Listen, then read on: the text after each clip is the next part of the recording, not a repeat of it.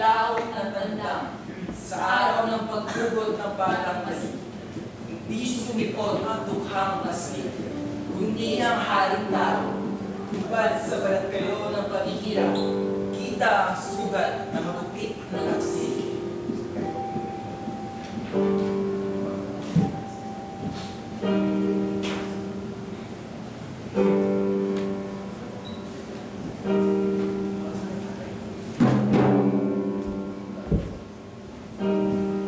Wika mo noon na ang katotohanan sa tao ay ang pagiging makasarili nito. At napatunayan mo yun kagabi. Mahal na hari, nagkakamali po.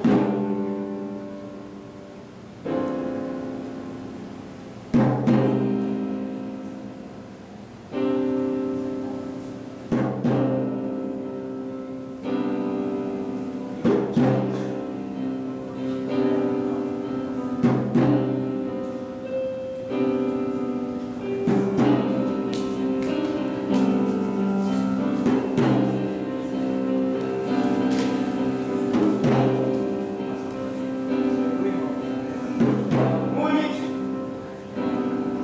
patunayan mo sa ating kahapon na dito. Sapagkat kinukupo ko ng dalawang estranghero pagamat walang malala sila. Bilang mawala sa mga taong tayo. Ngunit kinakailangan kitang patawan ng parusa. Mahal ako ng tiyo noon. Pamitan. Tiyo noon.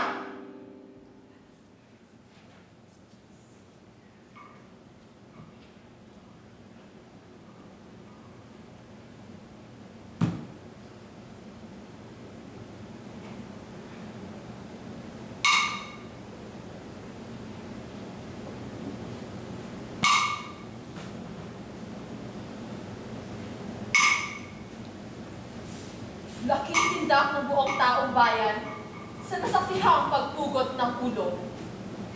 Simula ng araw na iyon, nagpatupad ang batang hari ng iba't ibang mga parusa.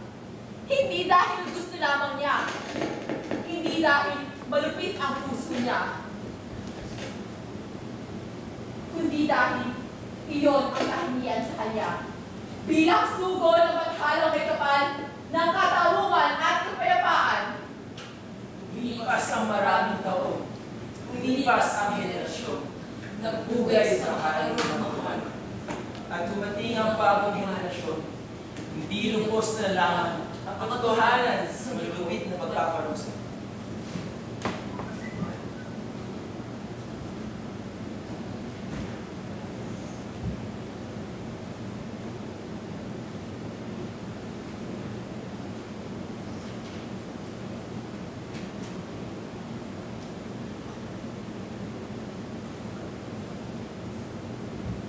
Ang kalupitan sa mata ninyo lahat ay ang katurungang kumikilos para sa inyo.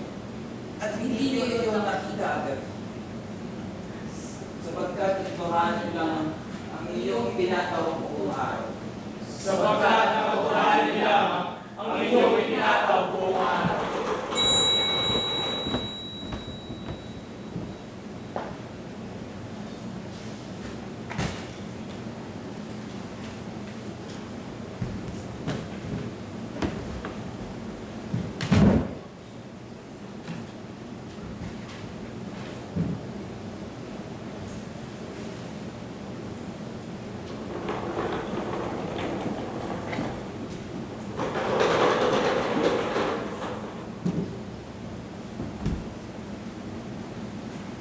Ay kung tutusin, ito yan lamang parusa. Ngunit ang parusa ng kuran ng sanhil, Oo nga, libing na bayani para sa isang kriminal, wala pa rin katwiran. Ha? Sino ba ang mas bayani o mas kriminal? Ang pura na, like, nagumako sa salapi, ngunit patuloy pa rin ang pangangapkam o ang dukhan at pinaglalaban lang ang kanyang sarili.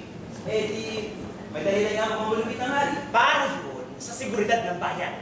Eh kung hindi ang hari, sino ang dahilan ng pot ng bathala? Ay, mga kayong tsambelan!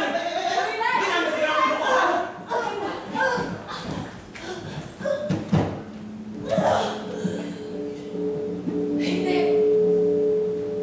Hindi lamang ang hari ang dahilan ng pupot ng bathala, kundi ang buong bayan ng agam-agam. Senyalis yun ng kabuluhan at walang kapayapaan sa buong isla. Nagpabulag tayong lahat at nagpapingi sa sariling damdamin, kaya hindi natin nakita ang katarungan sa pagmamalupit ng hari. Nasa ating kamay ang kapalaran ng buong isla ng ating mahal na bayan ng agam-agam. Parating na magkawasak ng buong bayan ay may iwasan kung tayo mapapago lamang.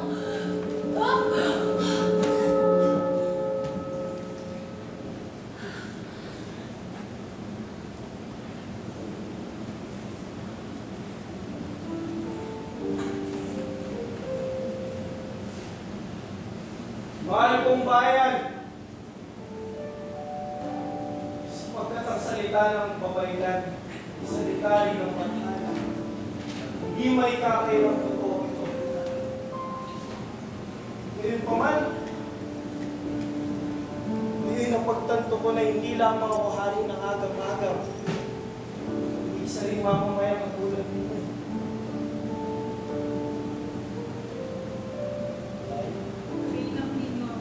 Bilang ninyo ako sa bayan. Kasama rin ako sa kinabuotan ng bathala. Huwag naman nabulag kayo sa inyong mga damdamin, ako naman napipis sa katotohanan na kailangan yung makita ang katuwiran sa pamamagitan ng kalupitan. Hindi kayo lamang. Ngunit tumingala tayong lahat. Ilang upa na para isang dalawa yung pinatatakutan natin lahat. Buhat naman dahil ang pagkatuto natin sa ating mga pagkakamali. Lahat tayo ay may sali. Lahat tayo ay mali.